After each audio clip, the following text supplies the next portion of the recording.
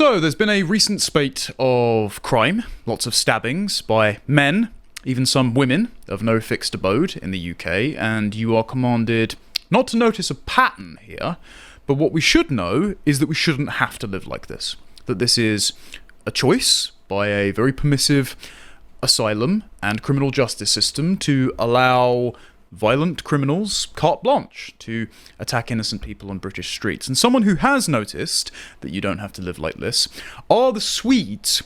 There is a piece, screaming, crying, coping, in our favourite outlet, The Guardian, as of today, that is titled deliciously, "From Open Hearts to Closed Borders, Behind Sweden's Negative Net Immigration Figures." They're living the dream. If progressive Sweden can do it, I think this sets a palatable model for other politicians in the UK to perhaps take note. Because I have seen suggestions, especially following the recent civil unrest, where even YouGov registered 67% of the public thought that immigration had something to do with why people were upset, even if they condemned the riots themselves. I've seen politicians suggesting we need a debate or even a referendum on mass immigration. I don't think there's anything really left to debate here. Like we have the statistics, we have the case studies. We now have examples of countries implementing positive policies that we could just copy. So you could just table ready to pass legislation and put the onus on the government as to why they want this state of affairs to continue. Now, the Swedes certainly don't. So I'll just read from this Guardian article and really channel the spirit of that meme that Count Dankula responded to me this morning when I tweeted out this, which is, "Lord Jesus, I see what you've done for other people, and I want it for me too." So just 10 years ago, the Prime Minister, Fredrik Reinfeldt, asked Swedes to open your hearts to refugees, very similar to Angela Merkel's Wir schaffen das. Now the country's migration minister is celebrating the fact that Sweden has, quote, negative net immigration, with more people thought to be leaving the country than entering for the first time in more than half a century. Now, proviso, some of these statistics may be slightly misleading, as Josh will be covering in detail tomorrow, but there are positive trends here because of certain policies the Swedes have passed. So it might not be net hundreds of thousands departing, but there are certainly things that the UK could do by copying the Swedes.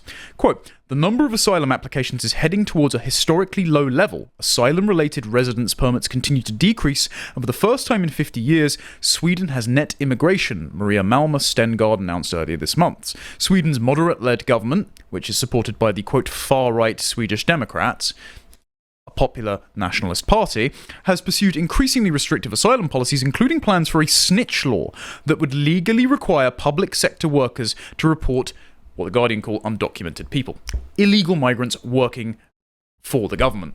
That just seems like a very sensible thing to do. You are required to abide by the law and inform the government when the law is broken.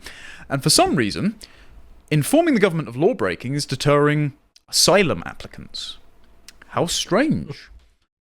While the workings behind the government's conclusion have attracted speculation, including for the government agency whose figures Stengard's statement was based on, the UN High Commissioner for Refugees confirmed the trend. It was surprising, the UNHCR said, that while global displacement, basically just people moving away from horrible countries, was at an all-time high, the number of people seeking asylum in Sweden was at an all-time low. The statistics show Sweden having a net outflow of immigrants for the first time in decades, Annika Sandland, the UNHCR representative to the Nordic and Baltic countries, told The Guardian. Stengard claimed net immigration was evidence that the government's work yields results and that the approach was necessary for us to be able to strengthen integration and reduce exclusion. I like how the Swedes still frame it in progressive terms. I mean, you need to be very exclusive in order to attract the right sort of people that have an affinity for the country and will actually assimilate, and not the first and second generation immigrants that, I don't know, go around stabbing Taylor Swift dance classes. I always think it's weird where people come from far-flung corners of the earth, whether it be, you know, Bangladesh or Nigeria or wherever, and they think, oh, I know, I'll go to Malmo. You know, oh, I know, I'll go to Hull. Like, what? What? It honestly doesn't make any sense. I don't know why you would. I don't know. I want to go to. I'm from sub-Saharan Africa. What I really want is to live in Sweden. It doesn't. There's no. Have you considered the area might be improved by a Turkish barber or a vape shop? Well, the answer is, of course, welfare payments. Well, that's why they're coming. Let's be honest. Let's be realistic about this. They're coming because they're being paid, and if they weren't being paid, they wouldn't.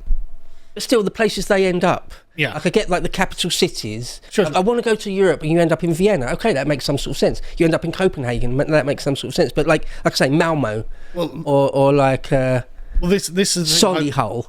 My wife's family. Some of them live in Fishguard, Yeah. and I've said this before. It's like, and yet there's refugees there. It's like there's no way you knew about Fishguard when you were living in Congo or Somalia. Yeah. You didn't know this place existed. So there's obviously been a network of NGOs and government interference that has placed you there.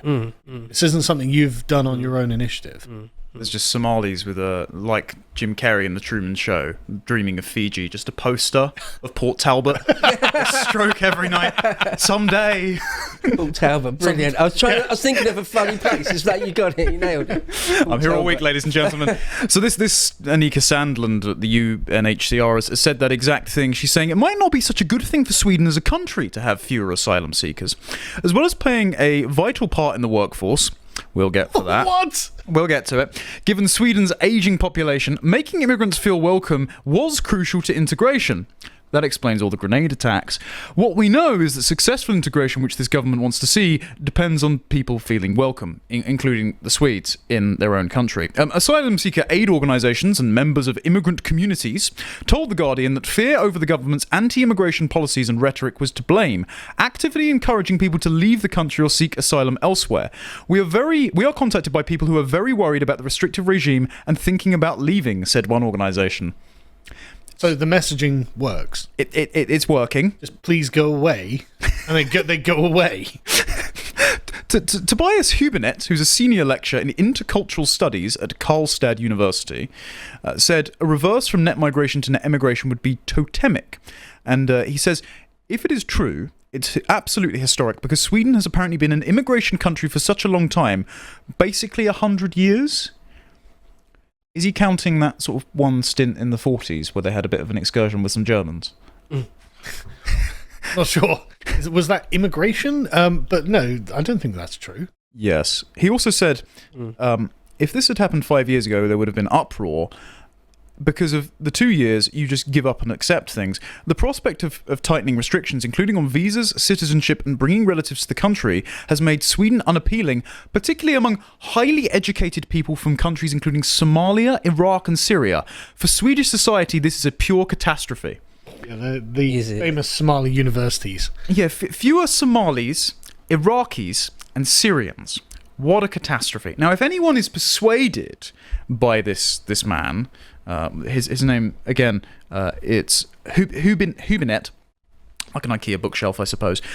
Reporting from the UK, we have plenty of Somalis, Iraqis and Syrians. Let's see how that's working out for us. Well, the BBC decided to report, pretty honestly, on... I know, it's rare. Remarkable. On the Channel boat migrant crossings, and they've got a fantastic graph down here. So this is the migrant crossings. At the moment, 2024 is proving to be a record year that's tracking and trending to be higher than the record year of 2022, where it's predominantly Albanians. Who's crossing at the moment? Afghanistan, Iran, Turkey. Popular holiday destination. Yeah. Turkey, they're claiming asylum from. How can you claim asylum from Turkey? Eritrea, Syria, Iraq, Vietnam, Sudan, Albania, Egypt, others. Yeah. There might be others here. Just Egypt. Yes. None of these countries are at war. Nope, you're right. Yeah, literally none of them are at war. Oh, maybe the Sudanese. Are the Sudanese engaged in some sort of completely failed war? State, isn't it? It's an endless, like Somalia, it's just an endless... Hey, don't be racist. You can't notice. All cultures are equal. Okay, maybe we'll leave Sudan out. But, like, A, there aren't that many Sudanese, apparently, coming over there. But, like, how do we get... Again, people go on holiday in Vietnam. Like, none of these places are being invaded by a foreign power. Also, how many bloody Afghan interpreters did we apparently use? Isn't places like Vietnam and Cambodia, that's because Indians use them as slaves in this country? Quite possibly, I don't know. Like when there was this like slave problem in Leicester, it was the Indian people... They were like using Vietnamese people as slaves. I didn't know that. I wasn't aware. I assumed it was just as part of it. Yeah, Afghanistan, I mean, are you kidding me? Come on. So the stats read out, as of the 12th of August, so about a week ago now, 18,467 people across the channel in 2024, more than the same period over the previous 4 years. In 2023 as a whole, only only 29,437 people came in small boats, a big drop from 2022 where we saw 45,755, the highest number since figures were first collected in 2018. Since 2018, more than 130,000 people have come to the UK by breaking in via the Channel. In the year ending March 2024, Afghans were the top nationality crossing the Channel, making up just a fifth of all small boat arrivals. Iranians were 12% and Turkish nationals were 11%. Slightly different from 2023, when Afghans were again the largest number of asylum seekers, 9,307. The next biggest group, 7,400 people, came from Iran, followed by Pakistan, India and Bangladesh. Why the hell would you not just get on a plane from those places? Well, because if you've got a criminal record, we do actually turn you away sometimes. Oh, do we? If you come on a boat, you definitely won't be turned away. Also, I think a lot of these people, dare I suggest, are just lying that they're Afghani. Well, yeah. Because of the Afghan war and the invasions, if you say that, then it pulls on our heartstrings, or the people in the border force. Are you suggesting Loads of people claim they're Turkish when they're actually Syrian and things, don't they? Are you suggesting there's some sort of like giant coral reef of discarded documents at the bottom of the channel, where we could authenticate whether these people are from Afghanistan, but mysteriously they arrive on our shores without any documentation proving that? That would be a conspiracy theory, wouldn't it? I've never thought of that giant reef. Eventually there'll be an actual causeway linking France to England of discarded documents.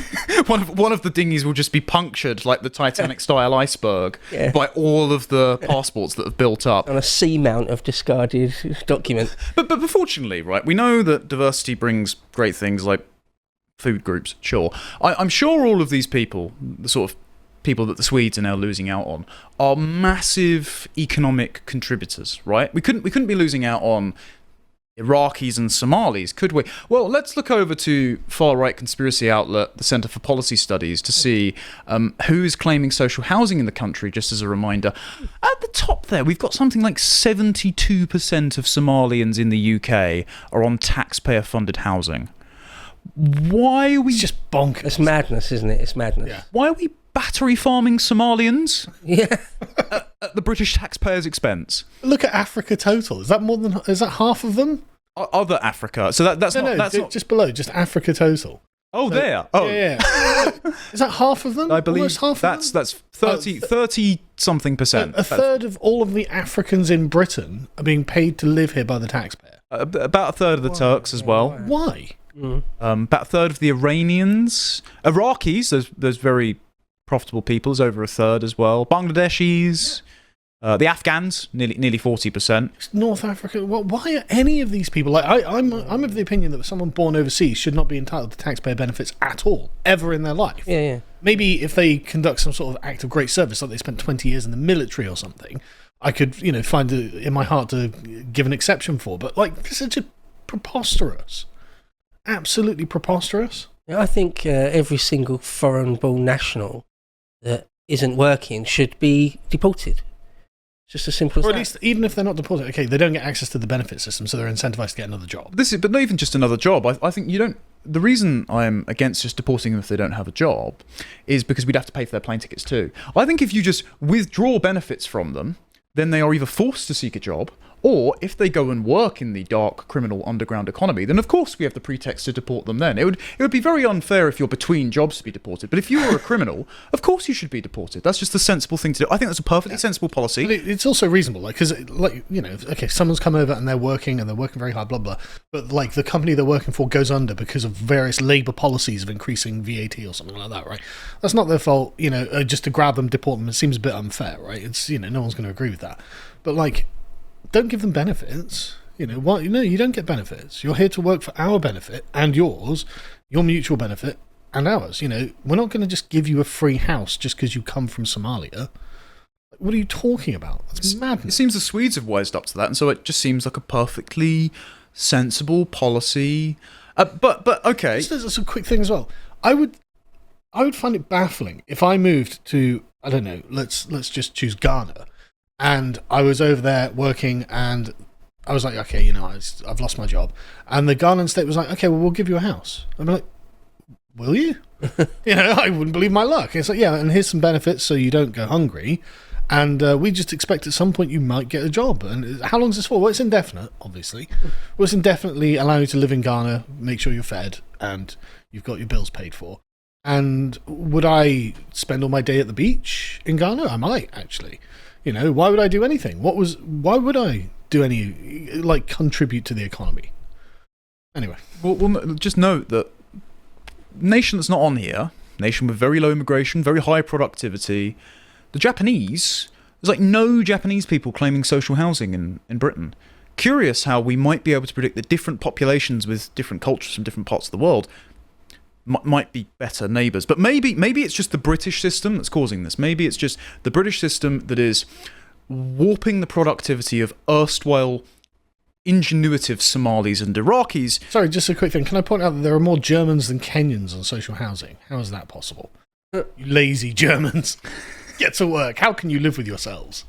Well, speaking of a sort of Germanic/Nordic country, we do have stats from the Danes because, of course, the Home Office, the Crown Prosecution Service, the Ministry of Justice, the Department for Work and Pensions, they don't like publishing hate facts. It's not even that. They don't keep them. They do keep them. I bet loads of those Germans are actually Syrians as well. They've just come from Germany. They say they're Germany. We count them as German. They're not German. German by Not German. documentation. Okay, sure, yeah. But I covered it the other day. When you make requests for ethnic breakdowns of things, they just apparently say we don't keep those. Oh no, they do keep them. Neil O'Brien has confirmed they do keep them. Oh really? Because GB News even offered to pay to compile and release the data, and they said no, it's still too expensive. Oh, yeah. What do you mean it's still too expensive? Yeah, it's too expensive.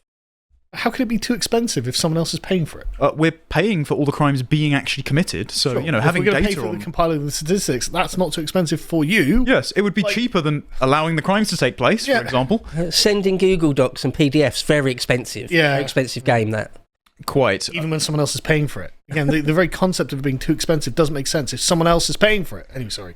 So we might have been able to predict that Somalians, Iraqis, Turks, and the Afghans are not that productive, because if you look at the patterns of behaviour for both first and second generation immigrants from those countries, in Denmark and in the Netherlands as well, as I covered on my show last week, they are never, as an aggregate group, net taxpayers across their lifetime. Only Westerners are. Only, yeah, Westerners and Danes. Westerners, Japanese, Anglosphere, for the Netherlands, they contribute about $1 billion plus in taxes every year, and the MENAT countries, North and Sub-Saharan Africa, Middle East, Pakistan, Turkey. I mean, look at they never even get to the positive contribution. They're minus 16 billion every single year in the Netherlands. But even in the height of their productive working lives, they don't even get to a net zero. And that's they don't even that's for the children of immigrants also born in the country as well. Amazing. That accounts for it. So integration doesn't really work. The other thing as well is that we should take note of is the crime rates. Now, the Danes keep detailed statistics on this, and as far as I can read, here we go, they might be slightly overrepresented in rape, homicide, assault and theft, just minorly. Overall, Western immigrants, so Japanese, Anglosphere and Western Europe, have violent crime convictions 20% lower than that of native Danes, whereas non-Western immigrants have 3.5 times higher conviction rates than natives. Yeah. So there might be a bit more stabby. And perhaps we could extrapolate from this trend something from the UK when we see a steady stream of articles that I covered last Wednesday. But we have more. A man has been charged with the murder of a woman and sex offence on her body in Dartford. That's not far from me. Good old Dartford name, Ernestus Yuska. He's 20, from Dartford, apparently, from nowhere else but Dartford, will appear in court on Monday, according to... happens to hold a Ghanaian passport or something, right? That sounds Eastern European, probably? Something like that? No, it was a Portuguese colony that he was from. I'm pretty sure I looked into this one. Oh, really? So, I think it was this one, correct me if I'm wrong, but he came to Britain via Portugal and from, some South American country that Portugal had colonized, and then linked like that. I think that's this one. Right. There was. Are you not thinking of the Colombian national who chopped up the two gay men in Bristol who just so happened to not look Colombian? I think it's this guy. Okay. Well, look it up now. There's another one at Manchester. We don't have the name of the man who has been arrested yet, but apparently he's known to the family, and the family They don't sound native British. I mean, God rest them. A care worker killed in a triple stabbing in Manchester that left her daughter and husband in critical condition has been described as a mother to everyone. She's pictured here. Berta Obinim, 43, she died after an attack at the family home in Gorton about 11:20 on Sunday. Her daughter 17 and husband 64 are in hospital with life-threatening injuries. We obviously pray for their recovery.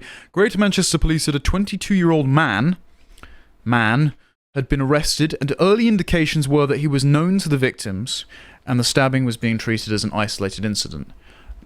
Unless this was a white supremacist who popped around for tea and biscuits, I think it's probably another act of diverse crime, but there you go. He's probably just a man that's going to be cracked down on.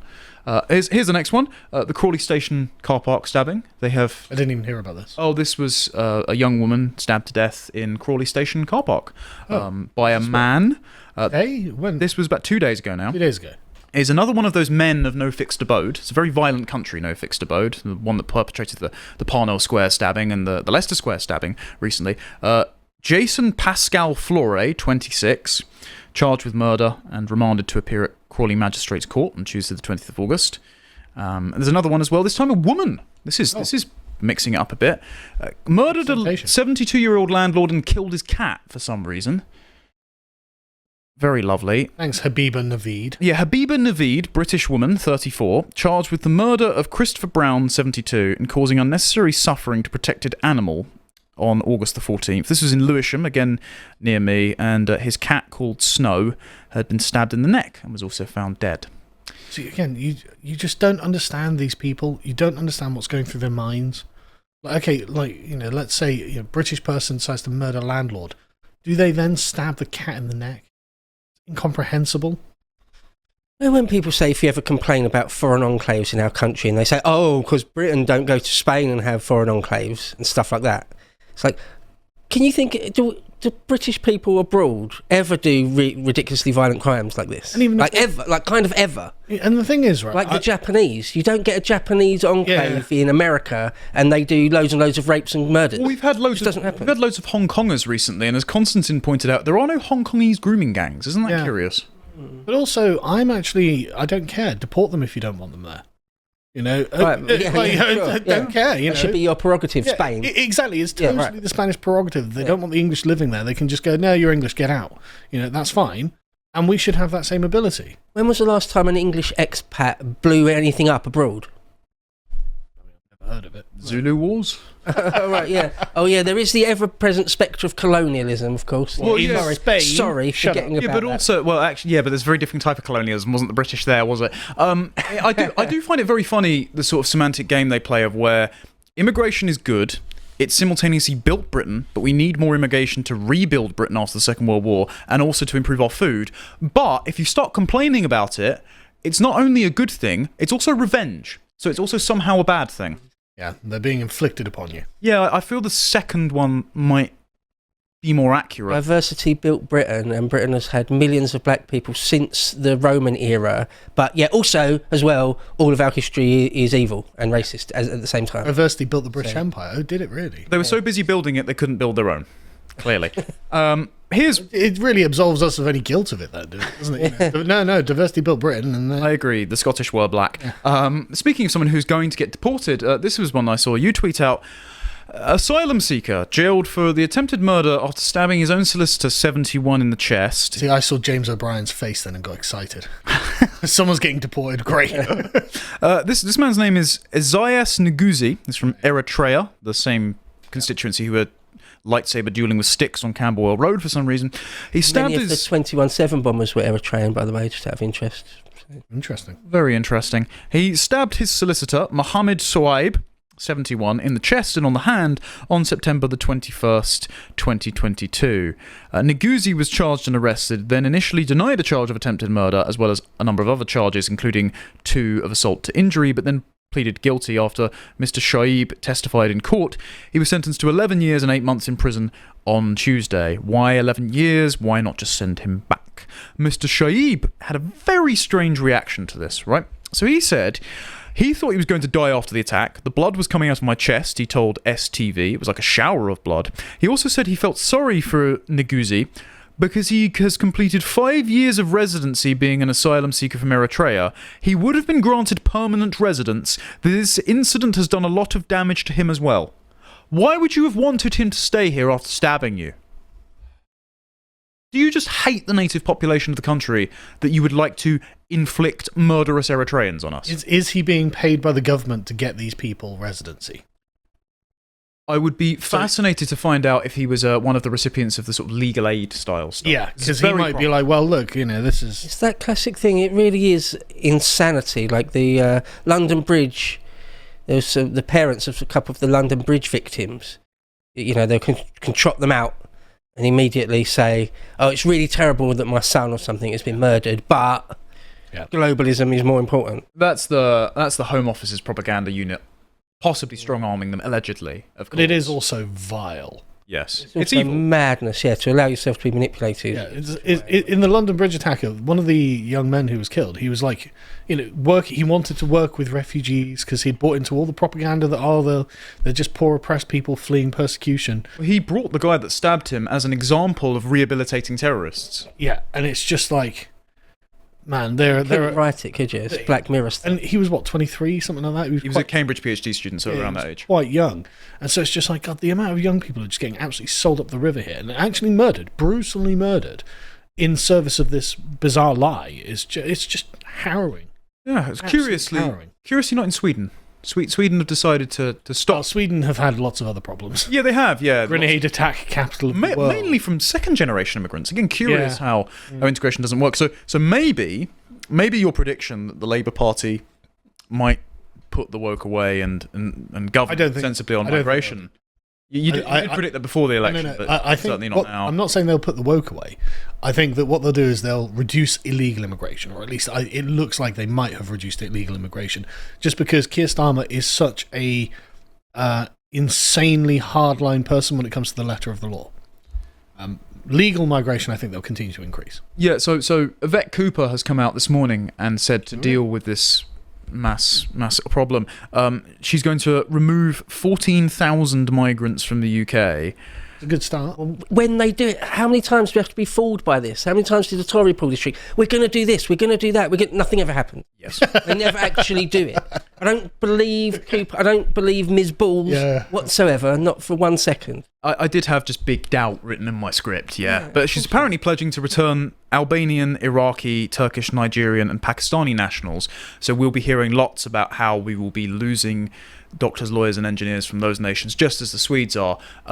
Again, excuse me if I don't think this is going to happen, and I would just urge any opposing politicians who think that we still need a debate or referendum on this, there's nothing more to be discussed. Instead, just take a lead from Sweden and just table the legislation to ensure we have net emigration. Hi folks, thanks for watching. We really appreciate all of your support because, of course, without you guys actually subscribing to lotus.com, none of this would be possible because YouTube has decided we're on the naughty list and are not allowed to monetize our videos.